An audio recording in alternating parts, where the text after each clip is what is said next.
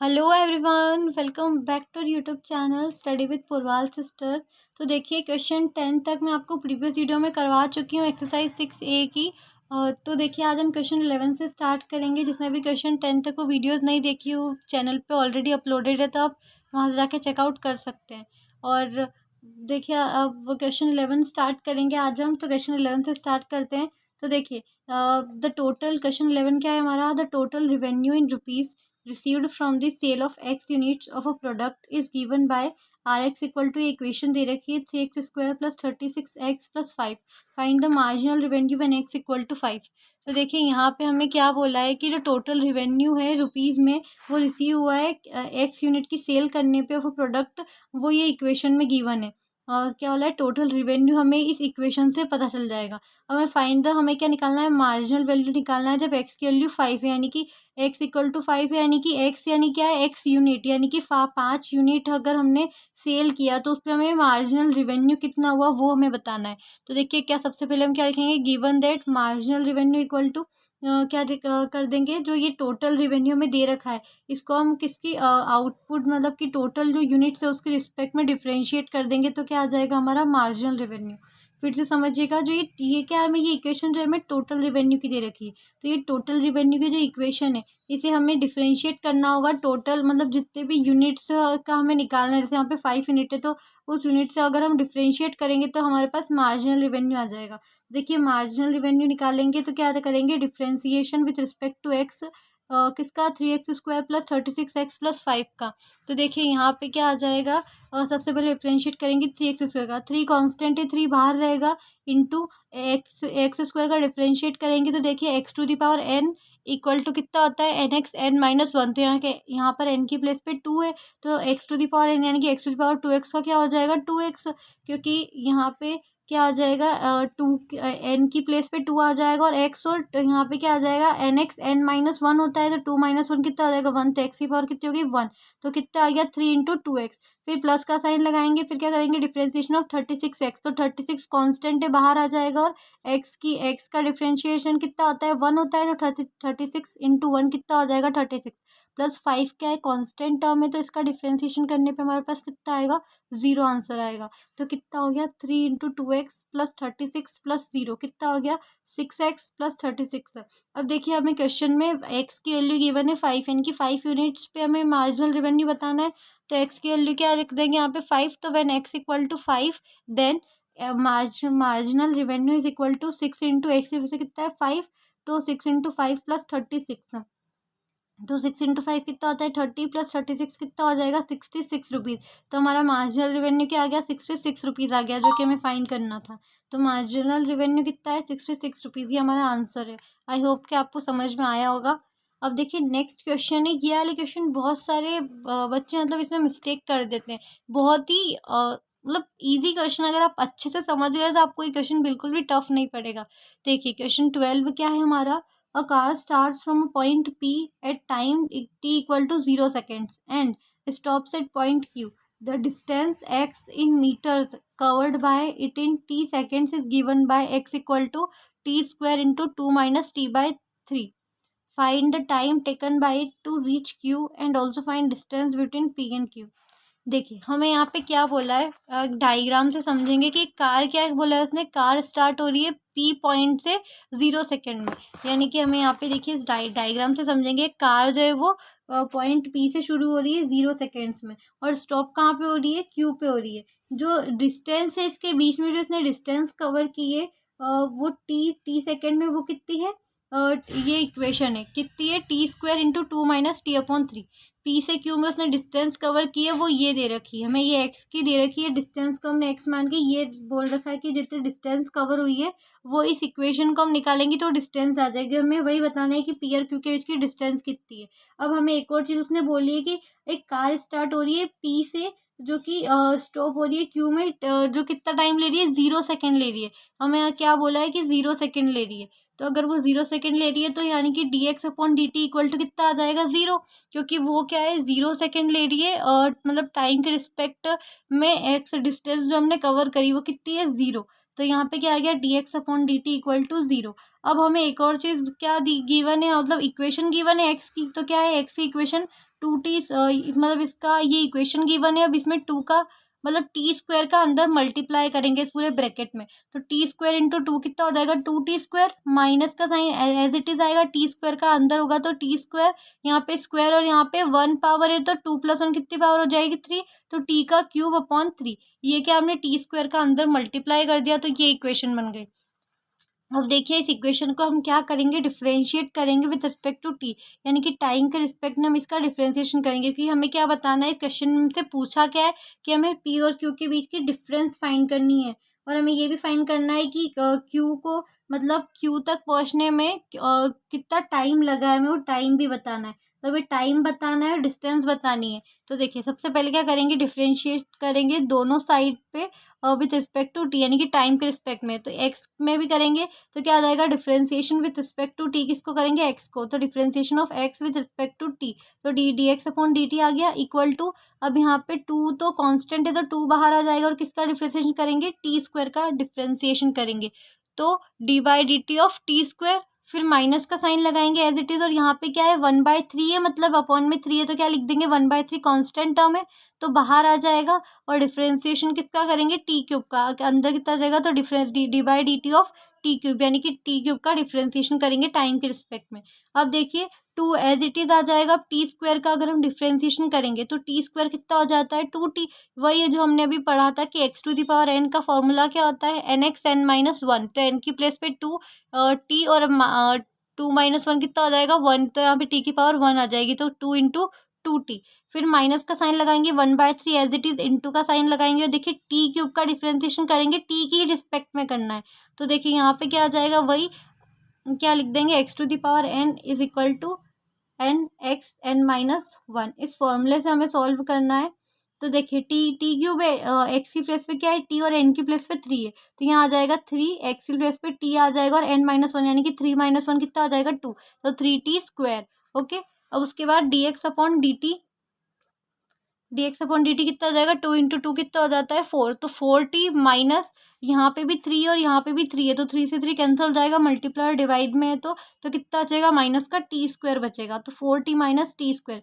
अब देखिए क्वेश्चन में हमें गिवन है dx अपॉन dt की वैल्यू 0, क्या बोला था उसने कि 0 सेकेंड ले रहा है, तो वो 0 यहाँ पे dx अपॉन dt की वैल्यू यहाँ पर पुट कर देंगे, 0 इज इक्वल टू कितना आ जाएगा 4t माइनस टी स्क्वायर। अब देखिए माइनस का टी स्क्वायर है, इसे हम इस LHS साइड यानी कि लेफ्ट हैंड साइड भेजेंगे तो क्या हो जाएगा, ये प्लस का टी स्क्वायर हो जाएगा, तो प्लस का T square equal to 4t।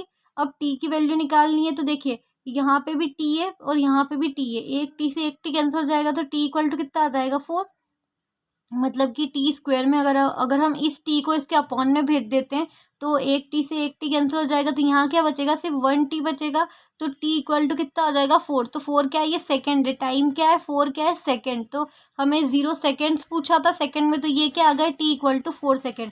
Question में हमें एक चीज़ पूछी थी कि कितना टाइम लगा है क्यू तक पहुँचने में, तो कितना टाइम लगा है 4 सेकेंड लगे, कितना टाइम लगा है 4 सेकेंड।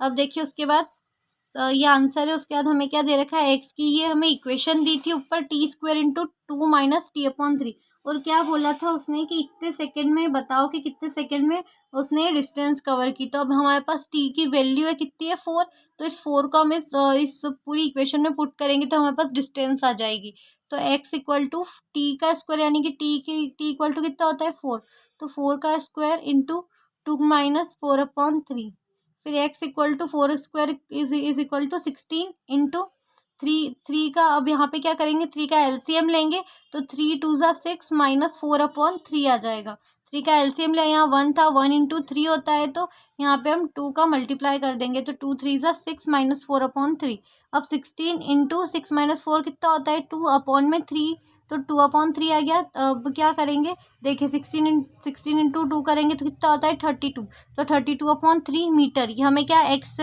क्या था हमारी डिस्टेंस निकालनी थी, तो ये क्या आ गई हमारी डिस्टेंस आ गई, तो एक्स की वैल्यू कितनी हो गई 32 अपॉन 3 मीटर, ये हमारा आंसर हो गया, क्या हो गई हमारी डिस्टेंस। तो आई होप कि आपको ये क्वेश्चन अच्छे से समझ में आया होगा, कोई भी डाउट है आप कमेंट सेक्शन में पूछ सकते हैं, इंस्टा पे आईडी है स्टडी विद पोरवाल सिस्टर करके, आप वहाँ पर भी डीएम कर सकते हैं, और अगर आपको पढ़ाने का तरीका समझ में आया हो और अगर आपको अच्छे से समझ में आया तो प्लीज़ वीडियो को लाइक कर दीजिएगा और चैनल को सब्सक्राइब कर दीजिएगा आगे के पार्ट के लिए। अब देखिए नेक्स्ट और लास्ट क्वेश्चन करेंगे हम इस एक्सरसाइज का, क्वेश्चन 13। तो देखिए क्वेश्चन 13 क्या है हमारा, अ water tank has the shape of an inverted right circular cone with its axis vertical and vertex lowermost. Its semi-vertical angle is tan inverse 0.5. Water is poured into it at a constant rate of 5 cubic meter per hour. Find the rate at which the level of the water is rising at the instant when the depth of water in tank is 4 meter. तो देखिए इसमें हमें क्या बोला है कि एक water tank है जिसका शेप है इन्वर्टेड राइट सर्कुलर कोन के जैसा। कैसा शेप है, इन्वर्टेड राइट सर्कुलर कोन के जैसा उस वाटर टैंक का शेप है, यानी कि हमें कोन का पूछा है, तो कोन का शेप है सर्कुलर कोन का। अब हमें वहाँ पे एक और चीज़ ये रखी है कि इट्स सेमी वर्टिकल एंगल क्या है इसका, tan इनवर्स 0.5। और जो वो राइट सर्कुलर कोन है, शेप का जो वाटर टैंक है, मतलब राइट सर्कुलर कोन शेप का जो वाटर टैंक है, उसमें हमने एक कांस्टेंट रेट यानी कि 5 क्यूबिक मीटर पर हावर से पानी भरा है, यानी कि वाटर इज पॉर्ड यानी कि उसमें है। तो अब हमें क्या बताना है यहाँ पे, find the rate at which the level of the water is rising, यानी कि किस रेट से जो उसका पानी का जो वाटर उसमें जा रहा है, मतलब 5 क्यूबिक मीटर पर हावर से वो भर रहा है टैंक। तो हमें बताना है कि किस रेट से वो इंक्रीज हो रहा है, जब उसकी जो डेप्थ, यानी कि डेप्थ मतलब क्या, हाइट बोल रखी है कि उस वाटर टैंक की जो हाइट है वो 4 मीटर, यानी कि हाइट जो है इस वाटर की उस टैंक में वो कितनी है, 4 मीटर है। तो देखिए सबसे पहले हम यहाँ पे क्या करेंगे, गिवन दैट, जो हमें क्वेश्चन में गिवन है वो सब हम पहले लिख लेंगे। तो क्या गिवन है, एक तो हमें क्या गिवन है यहाँ पे, वॉल्यूम गिवन है। देखिए यहाँ पे हमें बोला था कि वाटर जो है उसमें कितना पोर हो रहा है, 5 क्यूबिक मीटर पर हावर, यानी कि मीटर क्यूब पर हावर्स की रेट से 5। तो 5 मीटर क्यूब पर हावर जा रहा है, तो यानी मीटर क्यूब है यानी कि क्या है, वॉल्यूम। तो dv/dt की वैल्यू कितनी हो गई, 5 मीटर क्यूब पर हावर। ये हमें क्वेश्चन में गिवन है ऑलरेडी। अब हमसे पूछा क्या है, हमें रेट बताने किस रेट से उसका पानी, मतलब वो गहराई उसकी जो हाइट है वो बढ़ रही है। तो dh/dt हमें फाइंड करना है, और यहाँ पे h इक्वल टू 4 सेंटीमीटर, यानी कि डेप्थ यानी कि हाइट जो है वो 4 मीटर ऑलरेडी हमें गिवन है। हमें फाइंड क्या करना है, dh/dt। अब हमें एक और चीज़ क्या बोली यहाँ पे, उसका सेमी वर्टिकल एंगल क्या है, tan इनवर्स 0.5। क्या है उसका semi vertical angle, tan inverse 0.5। और tan इनवर्स ये किसके इक्वल होता है, थीटा के इक्वल होता है। तो जैसे कि हम यहाँ पे क्या करेंगे, tan इनवर्स है, इसे उधर लेके जाएंगे तो कितना हो जाएगा, tan थीटा। तो हमने वही लिख दिया, tan थीटा इक्वल टू 0.5। इसे हम उधर लेके गए तो इनवर्स से क्या हो गया, यहाँ पे tan थीटा बन जाएगा, और 0 इक्वल टू में 0.5, तो tan थीटा इक्वल टू 0.5। अब देखिए उसके बाद यहाँ पे क्या आ जाएगा, r/h इक्वल टू 0.5। अब देखिए r/h क्यों आएगा, क्योंकि tan थीटा का फॉर्मूला क्या होता है कि perpendicular upon base. tan theta का फॉर्मूला क्या होता है, परपेंडिकुलर अपॉन बेस। तो यहाँ पे परपेंडिकुलर कितनी है, r है, और हाइट क्या है, बेस क्या है उसकी हाइट, क्योंकि हमें क्या बोला है, एक सर्कुलर कोन है, एक सर्कुलर कोन है, जो वाटर टैंक का शेप कैसा है, सर्कुलर कोन जैसा। तो बेस क्या हो गई, उसकी हाइट हो गई, और उसकी जो परपेंडिकुलर है वो क्या हो गई, r। तो यहाँ पे क्या आ जाएगा, tan theta equal to r/h equal to 0.5। अब देखिए r यहाँ पे हमने क्रॉस मल्टीप्लाई कर देंगे, जो h जो इधर डिवाइड में है वो इधर मल्टीप्लाई में चला जाएगा। तो r equal to 0.5 into h, ये क्या होगी हमारी इक्वेशन फर्स्ट। इसे हम इक्वेशन फर्स्ट दे देंगे। अब देखिए उसके बाद हमें यहाँ पे r की वैल्यू निकल के, अब देखिए वी नो दैट करके लिखना है। वी नो दैट वॉल्यूम क्या होती है, कोन की वॉल्यूम का फॉर्मूला क्या होता है, तो volume of cone v is equal to 1/3 pi r square h. कितना होता है, 1/3 पाई आर स्क्वायर एच। तो v इक्वल टू 1/3 पाई, और देखिए यहाँ पे आर स्क्वायर, यहाँ पे आर की वैल्यू अभी हमने फाइंड आउट करी कितनी, 0.5 एच। तो हम आर की प्लेस पे क्या लिख देंगे, 0.5 एच का होल स्क्वायर। आर का स्क्वायर है तो आर की प्लेस पे 0.5 एच और होल स्क्वायर इंटू एच। फिर v इक्वल टू कितना आ जाएगा, 1/3 इंटू पाई इंटू 0.5 का अगर स्क्वायर करेंगे तो कितना हो जाएगा, 5 का स्क्वायर कितना होता है, 25। तो 0.5 का स्क्वायर कितना हो जाएगा, 0.25। उसके बाद h का भी स्क्वायर हो जाएगा, और यहाँ पे इंटू h की पावर 1 भी है तो कितनी हो जाएगी, 2 + 1 पावर कितनी हो जाएगी, 3। तो h का क्यूब आ जाएगा। तो 1/3 इंटू पाई इंटू 0.25 h का क्यूब। अब क्या करेंगे, इसे डिफ्रेंशिएट करेंगे विथ रिस्पेक्ट टू t। क्या करेंगे, इसका डिफ्रेंसिएशन करेंगे विथ रिस्पेक्ट टू t की रिस्पेक्ट में। तो देखिए dv/dt इक्वल टू 1/3 पाई जो है कि यहाँ पे 1/3 पाई और इंटू 0.25, ये पूरा क्या है, कांस्टेंट है, तो ये पूरा बाहर आ जाएगा, और यहाँ पे डिफ्रेंशिएशन होगा h क्यूब का विथ रिस्पेक्ट टू t की रिस्पेक्ट में।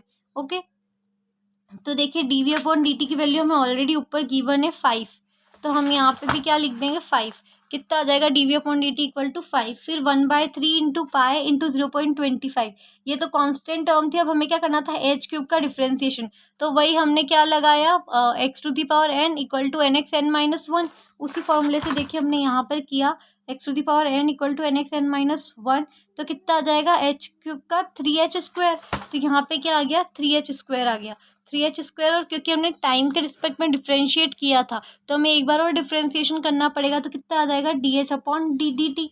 उसके बाद 5 इज इक्वल टू यहाँ पर कितना आ जाएगा, ये 3 है और यहाँ पे इंटू और डिवाइड में 3 है, तो 3 से 3 कैंसिल हो जाएगा, तो यहाँ कितना बचेगा 0.25 इंटू पाई और इंटू h² और D H upon D T. फिर देखिए यहाँ पर 5 इज इक्वल टू 0.25 और पाई की वैल्यू कितनी होती है 22/7। ये हम बचपन से पढ़ते आ रहे हैं, पाई की दो ही वैल्यू होती है, या तो 22/7 या फिर 3.14। तो यहाँ पे हमने क्या पुट करना है 22/7 और h² यहाँ पे h की वैल्यू देखिए हमें क्वेश्चन में गिवन थी 4 मीटर।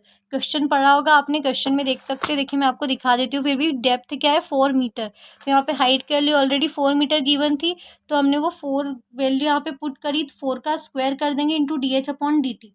अब देखिए पॉइंट है तो पॉइंट हटाएंगे, तो अपॉन में क्या, जितने जितने डिजिट के पहले पॉइंट है वहाँ पे उतने ज़ीरो लग जाएंगे, यानी कि 2 डिजिट के पहले पॉइंट है तो मतलब डिजिट के सॉरी पॉइंट है उसके बाद जितने डिजिट है उतने ज़ीरो लगेंगे, तो पॉइंट के बाद 2 डिजिट है तो 2 ज़ीरो लग जाएंगे, यानी कि अपॉन में 100 आ जाएगा, पॉइंट हट जाएगा, इंटू 22/7 इंटू 4 का स्क्वायर कितना होता है 16 into D H upon D T. 5 as it is आ जाएगा इक्वल टू कितना होता है 25/100, 25 इंटू 22। देखिए कैंसिल करने पे ये सब आ रहा है, तो मैं नॉर्मल आपको बताऊँ तो 25 से 100 4 टाइम कट हो जाएगा, 4 से 16 4 टाइम कट हो जाएगा, तो 22 इंटू 4 बचेगा, कितना हो जाएगा 88। हाँ 88/7 आ जाएगा। फॉर 20 यहाँ पे भी देखिए 25 से 25 कट कर देंगे तो वही 88/7 into D H upon D T बचेगा। तो देखिए अब यहाँ पे कितना बचा 7 बचा, तो 7 को हम इधर मल्टीप्लाई मतलब इधर डिवाइड में है तो इधर मल्टीप्लाई में भेज देते, तो 7 इंटू 5 कितना हो जाएगा 35 is equal to 88 d H upon D t. उसके बाद देखिए अब क्रॉस मल्टीप्लाई कर देंगे तो d H upon D t as it is यहीं रहेगा। इस 88 को जो है मल्टीप्लाई में इसके इसे हम अपॉन में भेज देंगे, तो कितना आ जाएगा 35/88 मीटर क्यूब पर हावर, मीटर क्यूब पर हावर। तो हमें क्या पूछा था कि किस रेट से जो है वाटर लेवल जो है वो बढ़ रहा है, तो कितने रेट से बढ़ रहा है 35/88 मीटर क्यूब पर हावर से वाटर लेवल जो है वो इंक्रीज हो रहा है उस टैंक में, ये हमसे पूछा था। तो ये हमारा हो गया है, ये हमारा आंसर है। आई होप कि आपको अच्छे से समझ में आया होगा। इसी क्वेश्चन के साथ हमारी एक्सरसाइज 6A जो है वो कंप्लीट हो गई है। तो आई होप कि आपको पूरी एक्सरसाइज अच्छे से समझ में आई होगी। इसके आगे के क्वेश्चंस में प्रीवियस वीडियो में ऑलरेडी करवा चुकी हूँ, जिसने वो वीडियो नहीं देखी हो चैनल पे ऑलरेडी अपलोडेड है, तो आप वहाँ से जाके चेकआउट कर सकते हैं। तो if you like the video please please please do subscribe and like the video and subscribe the channel. Thank you so much, thanks for watching.